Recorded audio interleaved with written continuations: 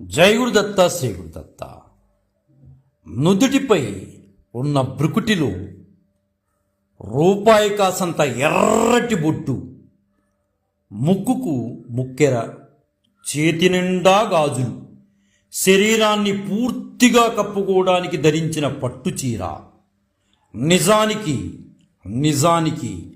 ఆమెను చూడ్డానికి మన రెండు కళ్ళు కూడా సరిపోవు.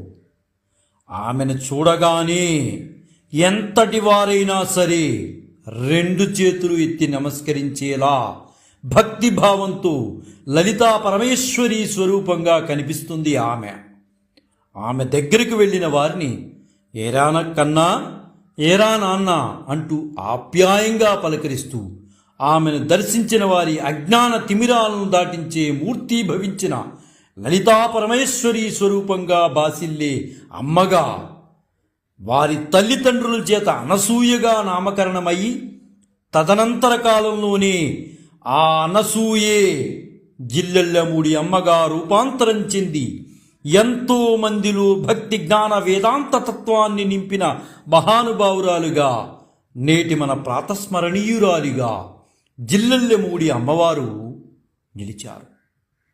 నేడు అమ్మ తన శరీరాన్ని వదిలి మహాసిద్ధి పొందిన రోజు కాబట్టి అమ్మకు ఒక్కమారు మానసికంగా ప్రణమిల్లుతూ వారి జీవిత విశేషాలను తెలుసుకోవడానికి ప్రయత్నం చేద్దాం. ప్రతిరోజు మనకి అనుభవంలోకి వచ్చే విషయం ఏంటంటే, కొన్ని పనులు అనుకుని చేస్తాం, మరికొన్ని పనులు అనుకోకుండా చేస్తాం. ఇలా జరిపించేదానికి శక్తి అని మనం పేరు పెట్టుకుంటాం. దేవుడు ఉన్నాడా అని అనుమానం పట్టుకున్నప్పుడు నీ మీద నీకు నమ్మకం పెంచుకో. నీ మీద నీకు నమ్మకం లేనప్పుడు దేవుని మీద నమ్మకం పెంచుకో. మీరు గమనించే ఉంటారు, మీరు ఎంత ఆత్మవిశ్వాసంతో పనిచేసినా కొన్నిసార్లు ఆ పని మీరు అనుకున్నట్లు జరగదు, అవ్వదు కూడా. అటువంటప్పుడు మీ గురించి మీకు అనుమానం కలిగి అసహాయులయ్యి సహాయం కొరకు మీరు దేవుని వైపు మళ్ళుతారు. మీరు పూర్తి విశ్వాసంతో మీ మిమ్మల్ని దీవెన వద్ద ఉంచుతారు. కానీ వేచి చూసినా అదేమీ కాదు. అప్పుడు మళ్ళీ ఆ పనులను మీ చేతిలోకి తీసుకుంటారు. ఈ మొత్తం చక్రభ్రమణాన్ని సవ్యంగా ఎందుకు అర్థం చేసుకోరు? మీలో ఉన్న అంతరాత్మ మరియు భగవంతుడే ఒకే సూత్రానికి సంబంధించిన రెండు ధృవాలని మీకు ఎందుకు తెలియడం లేదు? ఇంకా అజ్ఞానాంధకారంలోనే ఉన్నారు అంటూ ఈ విధంగా అమ్మ దగ్గరికి వెళ్ళిన వారికి జ్ఞానోపదేశం చేసేవారు జిల్లెళ్ళమూడి అమ్మవారు. జిల్లెళ్ళమూడి అమ్మవారు మార్చి 28, 1923లో గుంటూరు జిల్లా మన్నవ అనే ఒక పల్లెటూరులో సీతాపతి రంగమ్మ అనే పుణ్య దంపతులకు జన్మించారు. తండ్రి సీతాపతి గారు అక్కడ ఆ ఉన్న గ్రామానికి గ్రామాధికారి. అమ్మకు వారి తల్లిదండ్రులు అనసూయ అని నామకరణం చేశారు. 4 సంవత్సరాల వయసున్నప్పుడే అనసూయమ్మ గారి అనసూయగా ఉన్న అమ్మ శారీరక మానసిక స్థితి చాలా విభిన్నంగా ఉండేది. తరచుగా అమ్మ ట్రాన్స్లోకి వెళ్ళేవారు. ఒకసారి ఏకంగా అలా 11 రోజులు ట్రాన్స్లో ఉండిపోయారు. అమ్మ అలాగే నెమ్మదిగా స్పృహలోకి వచ్చేవారు. ఆనాటి వైద్యులకు అమ్మ యొక్క పరిస్థితి ఏంటో తెలిసేది కాదు. అమ్మ చర్యలు కూడా చాలా వింతగా తోచేవి ఆనాటి వైద్యులకి. ఏమిటో చెప్పలేని పరిస్థితుల్లోకి వైద్యులు వెళ్ళిపోయారు. అసలు ఏం జరుగుతోంది, అన్ని టెస్టులు చేసినా ఏమీ కనిపించేవి కాదు. ఎందుకు అమ్మ అలా ట్రాన్స్లోకి వెళ్తుంది? వైద్యులు సైతం కూడా ఏమీ మాట్లాడలేనిటువంటి పరిస్థితిలోకి వచ్చేసారు. అమ్మ తల్లిదండ్రులకు ఒక ఆలోచన వచ్చింది. ఎవరో చెప్తే ఒక ఆలోచన వచ్చింది. బహుశా ఇలాంటి ట్రాన్స్లోంచి బయటికి రావాలంటే అమ్మకి వివాహం చేస్తే సరిపోతుందేమో అని, అమ్మకి వివాహం చేస్తే మార్పు వస్తుందని, అనసూయలో మార్పు రావచ్చునేమో అని భావించి అనసూయకు 5/5/1936 అంటే మే 5వ తారీఖు 1936 సంవత్సరంలో అమ్మ 13వ ఏటనే వివాహం చేశారు వాళ్ళ తల్లిదండ్రులు. కానీ అలా చేసిన తర్వాత ఏమన్నా అమ్మలో మార్పు వస్తుందేమో అనుకున్నారు. కానీ వివాహానంతరం కూడా ఆమె ఎప్పుడూ ఏదో లోకంలో ఉన్నట్లు ఉండేవారు. అది పోలా, అది భగవద్దత్తమైంది. అది ఎలా పోతుంది? వాళ్ళు ఊహించుకున్నారు. వైద్యులకే అందలా, ప్రత్యక్ష భగవానుడిగా మనం కోరుకునేటటువంటి వైద్యులకే అందలా. అంటే భగవద్దత్తమైన వరం ఆవిడకి వచ్చింది. అలా ట్రాన్స్లోకి వెళ్ళిపోతూ ఉండేది. వివాహం అయినా ఆవిడ వెళ్ళిపోతూ ఉండేది. అమ్మ భర్త పేరు శ్రీ బ్రహ్మాండం నాగేశ్వరరావు గారు. ఆయనను జిల్లెళ్ళమూడి కరణం గారు అనేవారు. అప్పటికే అమ్మలో వచ్చే మార్పులు, దివ్యశక్తిని గ్రహించిన కొందరు భక్తులు అమ్మ దగ్గరికి వెళ్ళి, అమ్మా అమ్మా మీకు అంత ఆధ్యాత్మిక తృష్ణ ఉంది కదా, భక్తి కూడా మెండుగా ఉంది కదా, మళ్ళీ పెళ్లి చేసుకోవడంలో అంతరార్థం మాకు అర్థం కావట్లేదమ్మా, ఏంటమ్మా మీరు కూడా పెళ్లి చేసుకోవటం అని అంటూ ఉండేవారు అమ్మని. అందుకు అమ్మ అప్పటికి చిన్న వయసైనా ఎంత పెద్దరికంగా, ఎంత హుందాగా అమ్మ సమాధానం చెప్పేదంటే, అంత చక్కగా, అంటే ఆధ్యాత్మిక స్థితిలో పండిపోయిన వారు మాట్లాడే మాటలు అమ్మ మాట్లాడేది. ఆధ్యాత్మిక జీవితానికి వివాహం అడ్డు కాదు, ఆధ్యాత్మిక జీవితానికి వివాహం అడ్డు కాదు అని నిరూపించి చెప్పడానికే నేను వివాహం చేసుకుంటున్నాను అని అమ్మ చెప్పేవారట. అమ్మ వివాహానంతరం జిల్లెళ్ళమూడిలో స్థిరపడ్డారు. జిల్లెళ్ళమూడి ఎక్కడుంది అంటే బాపట్ల నుంచి సుమారుగా ఒక 15 కిలోమీటర్ల దూరంలో ఉంటుంది. పసితనం అంతా నాగమ్మ పెంపకంలో జరిగింది అమ్మదంతా కూడా. చిన్నప్పటి నుంచి అమ్మ అనేక మహిమలు చూపి అందరినీ ఆశ్చర్యం కలిగించేది. ఎందువల్లంటే అది దైవాంశంతో వచ్చింది. అది ఆ చర్యలన్నీ అమ్మకు వచ్చినవన్నీ ఎలా వచ్చినాయి? దైవపరంగా వచ్చినవి. అవి ఎవరినో చూస్తే కాల్చుకుంటే వచ్చేవి కాదు, అది ఎవరినో అనుకరిస్తే వచ్చేవి కాదు. అమ్మకి దైవదత్తమైంది అది. అమ్మ యొక్క తల్లిగారు రంగమ్మ గారు చనిపోతే అందరూ ఏడుస్తుంటే ఏడవద్దని అమ్మ దేవుడి దగ్గరికే వెళ్ళిందని అందరినీ ఓదార్చింది. ఆ సమయంలో అమ్మ ఒకసారి బాపట్లలో భావనారాయణ స్వామి గుడికి వెళితే పూజారి గారు గమనించకుండా తలుపులు వేసారట. తలుపులు వేసేటివి ఏంటి? అమ్మ అక్కడే ఉండిపోయింది, ఆ గుళ్ళోనే ఉండిపోయింది. అక్కడే అమ్మ అలా ఉండిపోయింది. అయితే మరుసటి రోజు మర్నాడు ఉదయం పూజారి గారు వచ్చి గుడి తలుపులు తెరవగానే అమ్మ ఒక్కసారిగా రాజ్యలక్ష్మి అమ్మవారిగా దర్శనమిచ్చింది. అంతే, పూజారి గారులో దివ్యానుభూతిని పొందాడు. అప్పటి నుంచి అమ్మ అంటే ఏమిటనేది ఆయన ఒక 10 మందికి, వందలాది మందికి వ్యాపింపచేశాడు అమ్మ యొక్క తత్వాన్ని.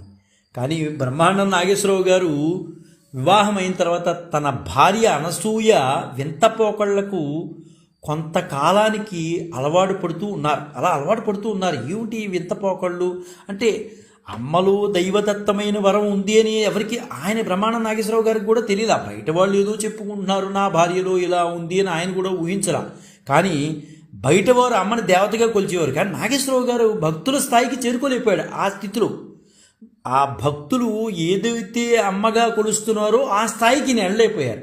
ఒక భార్యగానే అనుకున్నారు నాగేశ్వరరావు గారు. ఒక దివ్యమైన రోజు అనసూయ అనబడే అమ్మలో ఒక దివ్యమూర్తిని చూసి ఆ మూర్తి దర్శనాన్ని తిలకించిన బ్రహ్మాండం నాగేశ్వరరావు గారు అమ్మ భక్తుడిగా మారిపోయారు. ఒక్కసారి ఆ అమ్మ యొక్క దివ్య రూపాన్ని చూడగలిగాడు బ్రహ్మాండం నాగేశ్వరరావు గారు. అంతే, నోటి నుంచి మాట కూడా రాలా. ఒక్కసారిగా అమ్మకి పాదాభివందనం చేసేశాడు బ్రహ్మాండం నాగేశ్వరరావు గారు. అక్కడ నా భార్య అని కూడా చూడలా, అమ్మ రూపమే కనిపించింది.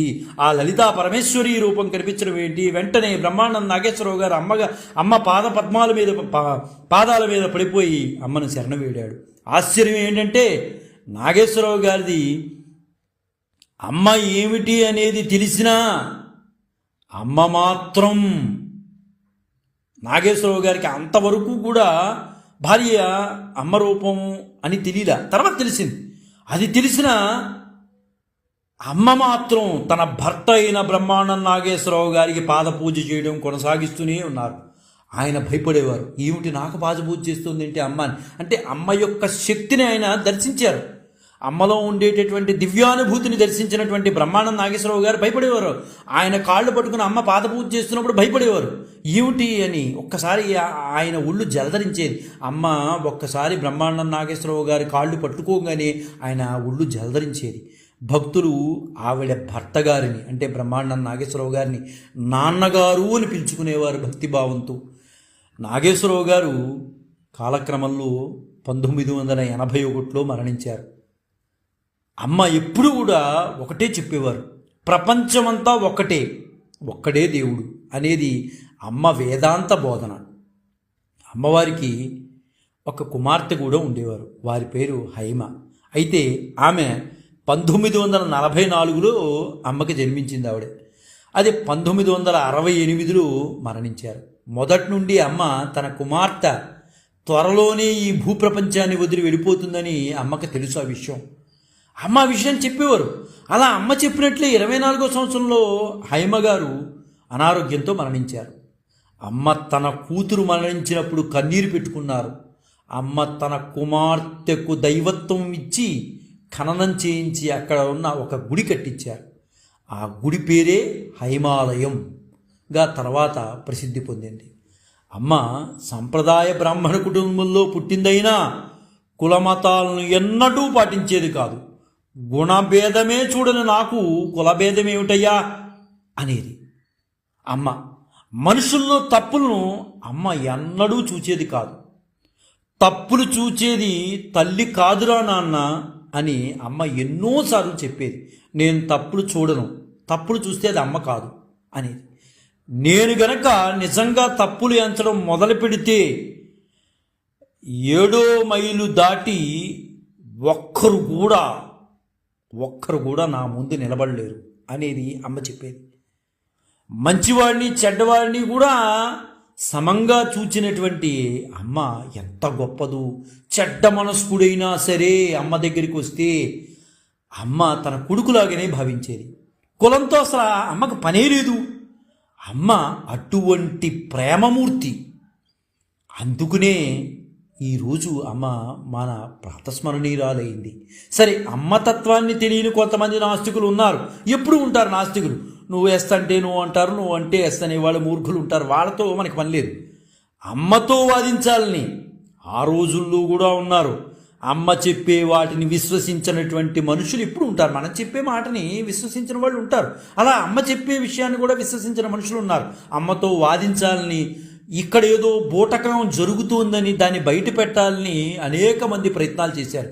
అనేకులు కాసేపు వెళ్ళారు, అక్కడికి వెళ్ళారు, అమ్మ దగ్గరికి వెళ్ళారు, అమ్మతో మాట్లాడారు. కాసేపు అమ్మతో మాట్లాడితే చాలు వారందరూ కూడా అమ్మకి చేతులెత్తి నమస్కారం పెట్టిన వారే, అమ్మకి సరెండర్ అయిపోయిన వారే వారందరూ కూడా.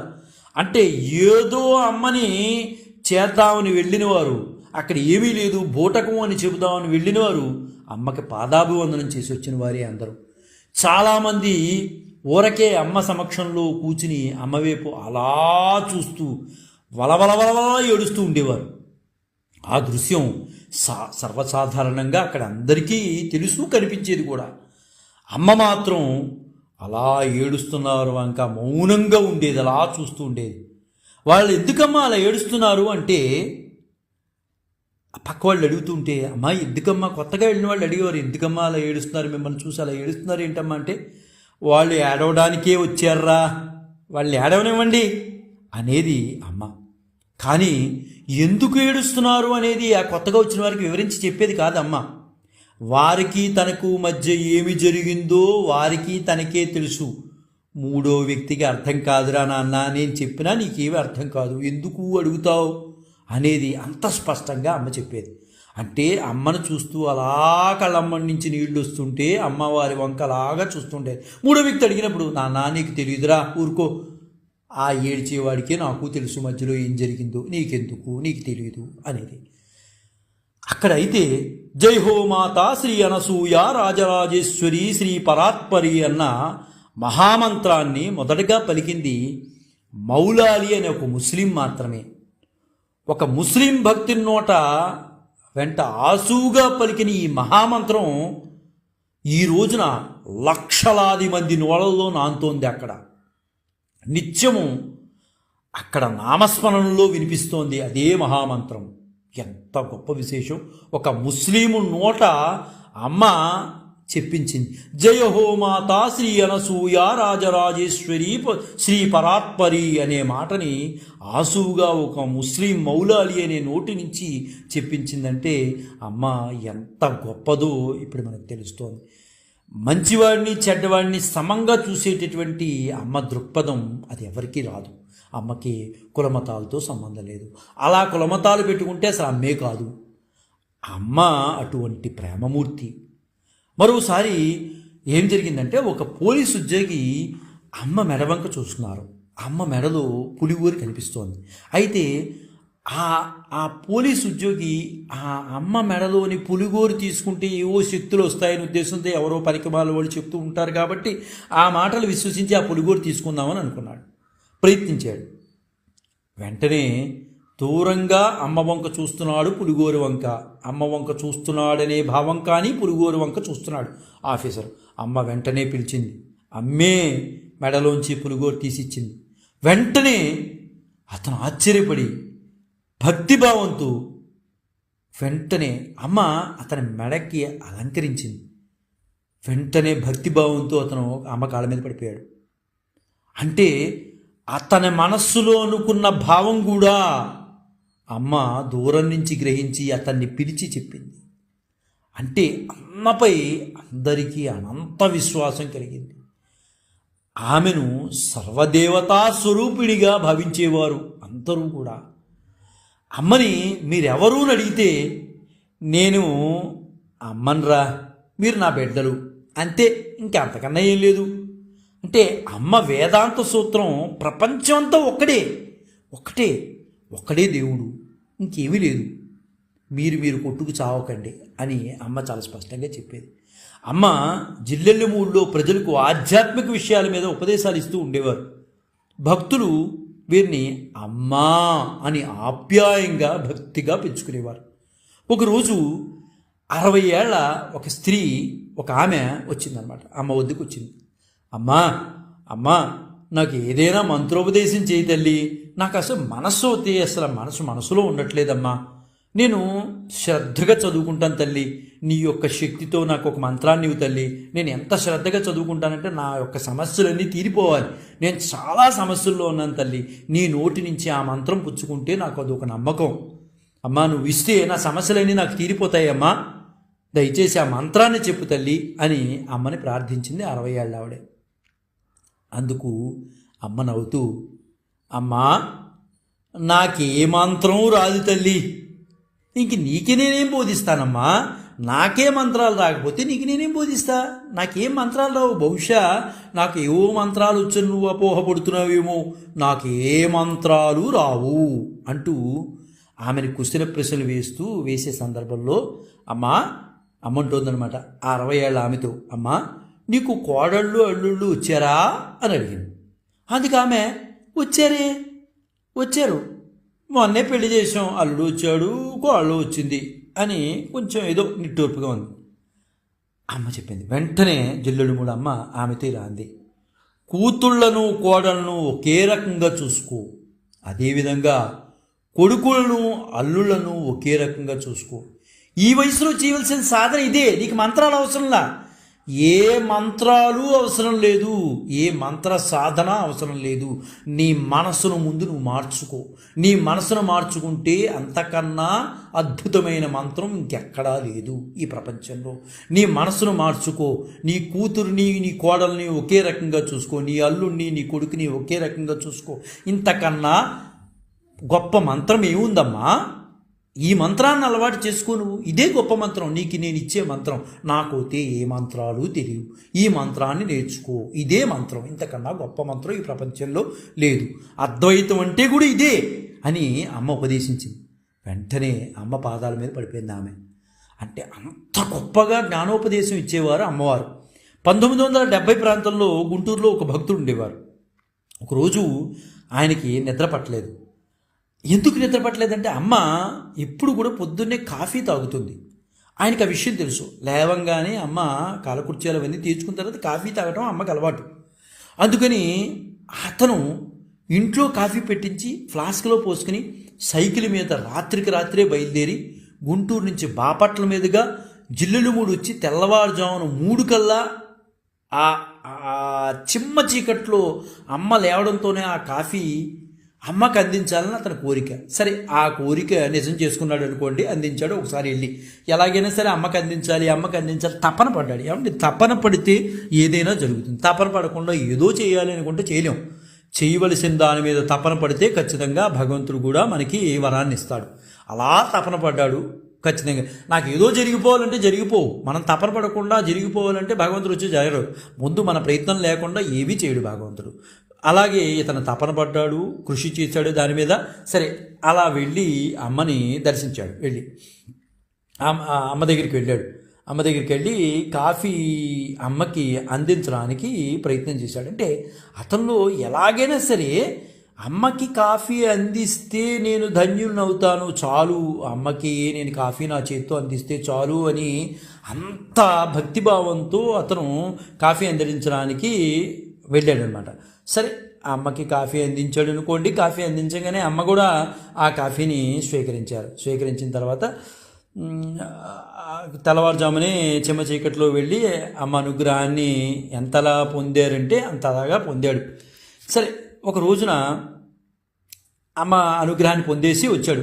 ఏ నాన్న ఏరా నాన్న, అంత దూరం నుంచి నాకు ఒక 3-4 నిమిషాల్లో తాగే కాఫీ కోసం అన్ని గంటలు ప్రయాణం చేసి వచ్చేవరా నాన్న, ఎందుకురా ఈ అమ్మ మీద నీకెంత ప్రేమ అని అమ్మ ఒక్కసారి దగ్గర తీసుకుని, అమ్మ కదా ఒక్కసారి దగ్గర తీసుకోగానే అతని కళ్ళమ్మని నీళ్లు వచ్చి అమ్మ పాదాల మీద పడిపోయాడు.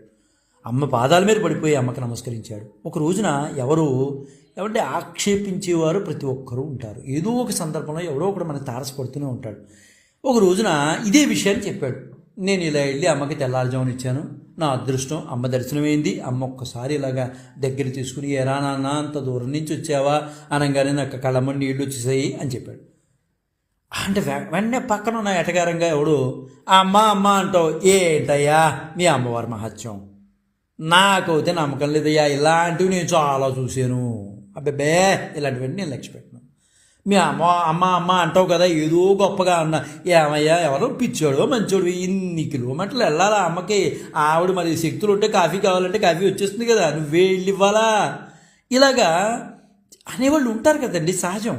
లోకం అనగానే మంచి ఉంటుంది, చెడు ఉంటుంది. అయితే మనం చెడుకి దూరంగా ఉండాలి అనేది మనం నేర్చుకున్నటువంటి సంస్కారం అది. సో ఆ చెడు వ్యక్తులను మనకు కలవకూడదు, వాడు చెప్పినా మనం వినకూడదు. అదే క్రమంలో పాపం ఇతను తెలియక, అయ్యయ్యో అలా అనకయ్యా, అమ్మంటే ఏదో అనుకుంటున్నావు, అమ్మ శక్తి నీకు తెలియదు నాన్న, ఆమె యొక్క భర్తే ఆమె పాదాలు పట్టుకున్నారు, నీకు తెలియదురా నాన్న అనగా, బే నేను ఇలాంటి నమ్మ చాలా చూశాను ఇలాంటి మందిని అన్న. సరే, నీకేంటి అమ్మ గురించి తెలియాలా నీకు? ఖచ్చితంగా తెలియదు. నువ్వు ఏదో మహత్యం చూపించా, మరి అమ్మ భక్తులు అంటున్నావు కదా, నువ్వు ఏదైనా మహత్యం చూపిస్తే నేను నమ్ముతాను అన్నాడు. అయితే ఇతను తొందరలో అమ్మ యొక్క శక్తియుక్తుల్ని చెప్పారు, దైవత్వాన్ని చెప్పారు, కానీ దాన్ని ఉపయోగించారు. ఎలా ఉపయోగించారంటే, సరే నీకు చూపించాలి కదా అమ్మ గొప్పతనం ఏంటో చూపించాలి, అయితే నువ్వు నమ్మవు అంతేనా, నేను చూపిస్తాను. వెంటనే ప్లగ్లో వైర్లు తీసేసి బోర్డులో చేతి పెట్టాడు. పెట్టంగానే పట్టుకున్నాడు. అతనికి ఏమీ కాదా. ఒక్కసారి అతను ఆశ్చర్యపోయాడు, ఏంటి ప్లగ్లో చేపెట్టేసాడేంటి, ఏమీ కాలేదేంటి ఇతనికి, కరెంట్ లేదా అంటే అప్పుడు అనుమాన పడ్డాడు. ఏ లేదయ్యా కరెంటు పోయింది, ఇప్పుడు అది నువ్వు చేపెట్టాలి, అది ఈ పాటికి పోయేవాడివి నువ్వు అన్నాడు. వెంటనే అతను డౌట్ వచ్చి పక్కన ఉన్న స్విచ్ వేసాడు, ఫ్యాన్ తిరుగుతుంది. ఆశ్చర్యపోయాడు, ఏంటి ఇలా జరిగింది, నువ్వు ప్లగ్లో వేరేట్టే నీకేం అవ్వలేదేంటి, అక్కడ ఫ్యాన్ తిరుగుతుంది అని అనుమానం వచ్చింది. అనుమానం వచ్చి వెంటనే ఇంకా అనుమానంతోనే ఉన్నాడు, అదే ప్లగ్ ఏమైనా పని చేయట్లేదేమో అని అనుమానంతో ఉంటే అతను వెంటనే అన్నాడు, ఏమయ్యా ఇంకా నీకు తేలలేదా, ఒకవేళ నువ్వు కావాలంటే నువ్వు వచ్చి నన్ను ముట్టుకో అన్నాడు. వెంటనే ఆ ఛాలెంజ్ వేసిన వ్యక్తి ధైర్యం చాలా. ఒక్కసారి అతను ఆ ఛాలెంజ్ వేసిన వ్యక్తి అతనికి నమస్కారం పెట్టేశాడు. ఆ నమస్కారం పెట్టి, ఏమో బహుశా అమ్మ అతనిలో కనిపించి ఉండొచ్చు. వెంటనే దూరంగా అతని పాదాలు సాష్టాంగ నమస్కారం చేశాడు. అతనికి వెంటనే పడిపోయాడు నేల మీద. అసలు ఏమిటి ఆశ్చర్యం, ప్లగ్లో పెట్టినవాడు పడిపోవాలి చెయ్యి, కానీ ఎదుర్కొన్నవాడు పడిపోయాడు. ఎంత గొప్ప విశేషం. అదే సమయానికి అక్కడ జిల్లెళ్ళమూడిలో ఉన్న అమ్మకి షాక్ కొట్టింది. అమ్మకు ఒక్కసారి ఒళ్ళు జలధరించినట్టయింది. వెంటనే పక్కన ఉన్న వాళ్ళందరూ కంగారు పడ్డారు. ఏంటమ్మా, ఏంటి ఇలా జలధరించిందేంటి ఒళ్ళు మీకు అన్నారు. వాడు నన్ను పరీక్షిస్తున్నాడు రా అంది అమ్మ గంభీరంగా. అందుకునే భగవంతుని పట్ల ఉన్న ప్రేమ, మన పట్ల ఉండే భగవంతునికి ప్రేమని ఎప్పుడూ పరీక్ష చేయకూడదు. పరిపక్వత లేని వ్యక్తులు ఏదో మాట్లాడతారు, వాళ్ళ మాటలు మనం వింటూ కూర్చోకూడదు. అది ఖచ్చితంగా అది మన తప్పే అవుతుంది. పరిపక్వత లేని వాడి మాటలు వింటూ వాడి పక్కన కూర్చుని వాడు ఎస్ అంటే ఎస్ అని, ఓకే అంటే ఓకే అని వాట్సాప్లో మెసేజ్లు పెట్టుకుని మనం చేస్తే అది మన తప్పే. ఈ జన్మలో ఆ మాటలు అనేవాడు పరిపక్వత పొందక మాట్లాడే మాటలు అవి. వాడు మరుజన్మలో కానీ మార్పు చెందడు. కానీ మనం అలా కాదుగా. మనం జన్మ సంస్కారం చేత వచ్చిన జ్ఞానం కూడా అటువంటి మూర్ఖులతో కలిసి మాట్లాడినా, సంవాదం చేసిన మనం సంపాదించుకున్నటువంటి ఆధ్యాత్మిక జ్ఞానం అంతా ఒక్క నిమిషంలో పోతుంది. వాడికి పోయిందే లేదు. ఈ జన్మలో వాడికి పోయింది, జీరోలోనే ఉన్నాడు. నువ్వు సంపాదించుకున్న 99% కూడా వాడి పక్కన చేరి ఒక్క మాట మాట్లాడటం వల్ల నువ్వు పూర్తిగా పోతుంది. అందుకునే అటువంటి వారికి దూరంగా ఉండటం మంచిది. తస్మాత్ జాగ్రత్త. సరే, ఇంకా అమ్మ యొక్క పేరు ప్రతిష్టలు ఇలాంటివి అనేక రకాలుగా జరిగే దావాడనలాగా వ్యాపించేసింది. అయితే ప్రముఖ నటి సావిత్రి గారు బతికున్న రోజులవి. ఆ రోజుల్లో అమ్మ ఒకసారి ఎందుకో ఒక అవసరార్థం జిల్లెళ్ళమూడి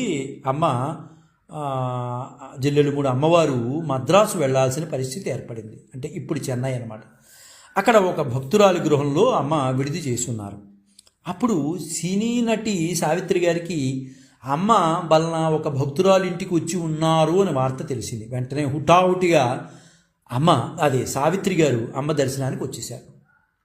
దర్శనం తర్వాత వెళుతూ జిల్లెళ్ళమూడి అమ్మ దగ్గరికి వచ్చి సావిత్రి గారు, అమ్మా, మా గృహానికి కూడా మీరు ఇచ్చేస్తే నేను చాలా ఆనందపడతానమ్మా, మా గృహానికి కూడా రండి అన్నారు. అమ్మ ఒకసారి మౌనంగా సావిత్రి గారు అన్న మాట విన్నారు. సావిత్రి గారు ఏమనుకున్నారు ఏంటో మనసులో, అమ్మా మీరు అలా రావడానికి మీరు ఏం తీసుకుంటారమ్మా అని వెంటనే అడిగేసింది సావిత్రి గారు. అమ్మ చిరునవ్వుతూ, నాన్న, నేను ఇచ్చే అమ్మనే కానీ తీసుకునే అమ్మని కానరా అని జవాబు చెప్పింది. అంటే అమ్మ యొక్క జ్ఞాన పరిపక్వతలు ఏ స్థాయిలో ఉన్నాయి అనేది మనకు అర్థమవుతుంది. దైవత్వం, మాతృత్వం అంటే అలాగే ఉంటాయి ఎప్పుడు కూడా. దైవత్వం అంటే అదే, మాతృత్వం అన్నా అదే. ఈ ప్రపంచంలో వెలకట్టలేనిది ఏదైనా ఉంటే అది మాతృతత్వమే, తల్లి ప్రేమే. ఎన్ని మాటలు మాట్లాడినా అమ్మా అని కొడుకు వెళ్ళాడంటే తల్లి కళ్ళమని నీళ్లు కార్చి ఒక్కసారిగా కౌలించుకుంటుంది. ఆ పరిశ్వంగానికే ఆ కొడుకు మారిపోతాడు. ఎంత దుర్మార్గుడైన కొడుకైనా అమ్మ యొక్క పరిశ్వంగానికి మారిపోవాల్సిందే. అంత గొప్పవరం ఈ ప్రపంచానికి భగవంతుడు ఇచ్చాడు. అలాగా అమ్మని ఒక్కసారి అమ్మ కాళ్ళ మీద పడిపోయింది సావిత్రి గారు. అంటే సావిత్రి గారికి అప్పటి వరకు తారసపడిన గురువులు అందరూ కూడా ఏదో కొద్దో గొప్ప తీసుకున్నవారు కావడం వలన సావిత్రి గారు కూడా భవిష్యత్ తెలియక అలా అడిగి ఉండవచ్చు తప్పించి అమ్మని అడగాలని ఉద్దేశంతో కాదు. అప్పటి వరకు సావిత్రి గారి ఇంటికి వచ్చిన గురువులందరూ కూడా ఎంతో కొంత ఫలాన్ని ఆశించి వచ్చిన వారే.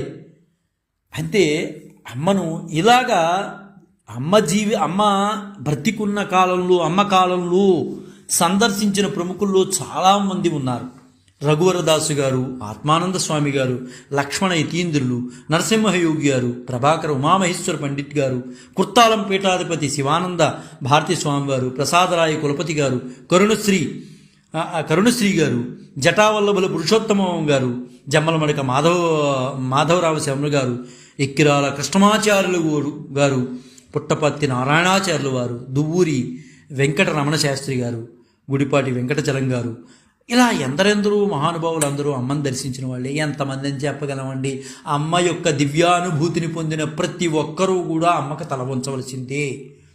అమ్మ కోరిక ఏంటంటే జిల్లెళ్ళమూడిలో నిరంతరము అన్నదానం జరగాలి అనేది అమ్మ కోరిక. ఆ కోరికే 1958 ఆగస్టు 15న అమ్మ తన స్వహస్తాలతో అన్నపూర్ణాలయం ప్రారంభించారు. అంటే అప్పటి నుంచి నిరంతరంగా అన్నదాన కార్యక్రమం జరుగుతూ ఉండేది. అంటే అంతకు మునుపు జరుగుతూ ఉండేది, అయితే నిరంతరంగా జరిగేది కాదు, అప్పుడప్పుడు జరుగుతూ ఉండేది. కానీ 1958 ఆగస్టు 15 నుంచి నిరంతరంగా అన్నదానం కార్యక్రమం జరుగుతూ ఉండేది.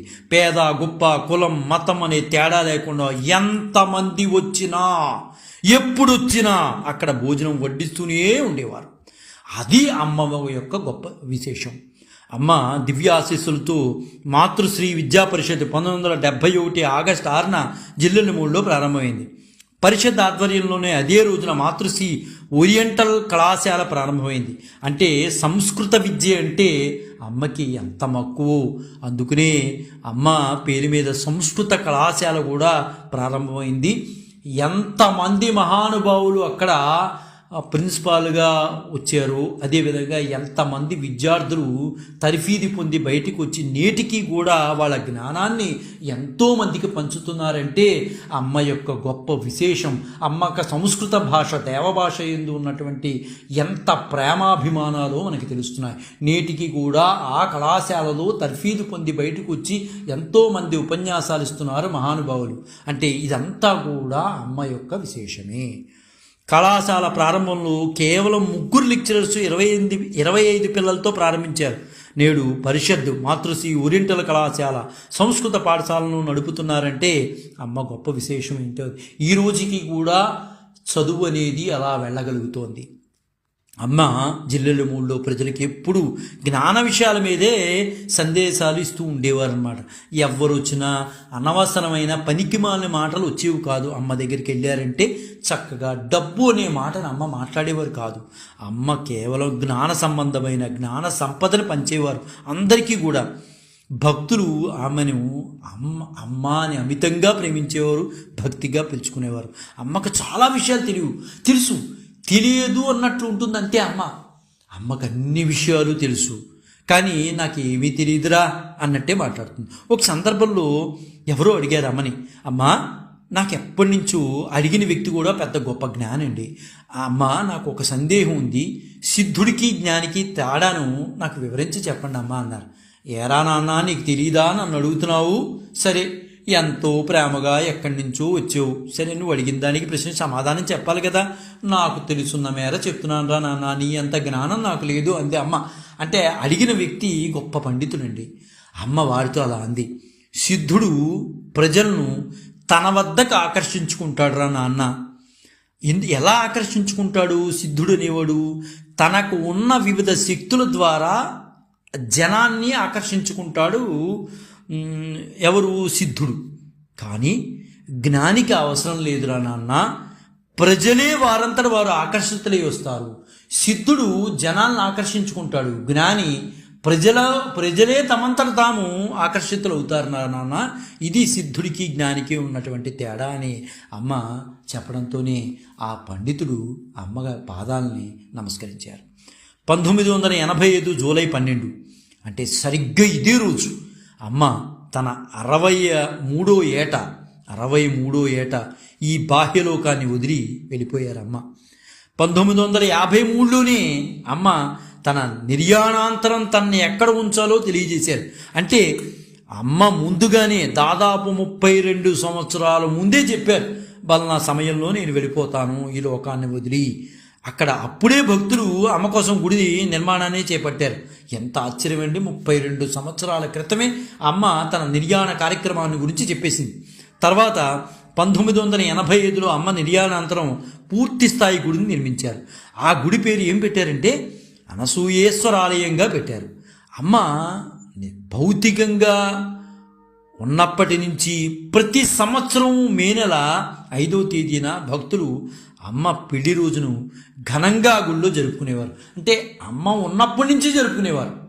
గర్భగుడిలో అమ్మకి నేటికి కూడా పూజలు జరుగుతూనే ఉంటాయి.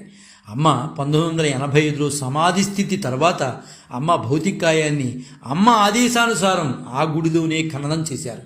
1987లో ఖననం చేసిన ఆ ప్రదేశంలో అమ్మ నల్లరాతి విగ్రహాన్ని నెలకొల్పారు. అంటే అమ్మ ఆదేశానుసారం నల్లరాతి విగ్రహం పెట్టమంది అమ్మ, అలాగే నల్లరాతి విగ్రహం పెట్టారు. అమ్మ భౌతిక ప్రపంచంలో లేకపోయినా అమ్మని తలచినంత మాత్రాన్ని తన బిడ్డలకు మనకు దర్శనమిస్తూనే ఉంటారు అమ్మ ఎల్లవేళలా. అంటే అమ్మ యొక్క గొప్పతనం ఎన్నని చెప్పగలం, ఏమని చెప్పగలం? యజ్జదాచరితి శ్రేష్ఠ తత్తదేవో తరూజన సయత్ ప్రమాణం కురుతే లోకస్తదనువర్తతే. జై గురుదత్త, శ్రీ గురుదత్త, శ్రీపాద శ్రీవల్లభ చరణదాసుడు, మానికొండ రాజశేఖర శర్మ, రాజమహేంద్రవరం. స్వస్తి.